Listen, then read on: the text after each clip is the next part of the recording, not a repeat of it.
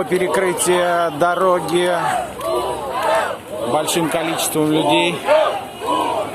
Уважаемые зрители Росньюз, вы наблюдаете в прямом эфире своими глазами смелых и свободных людей Хабаровского края.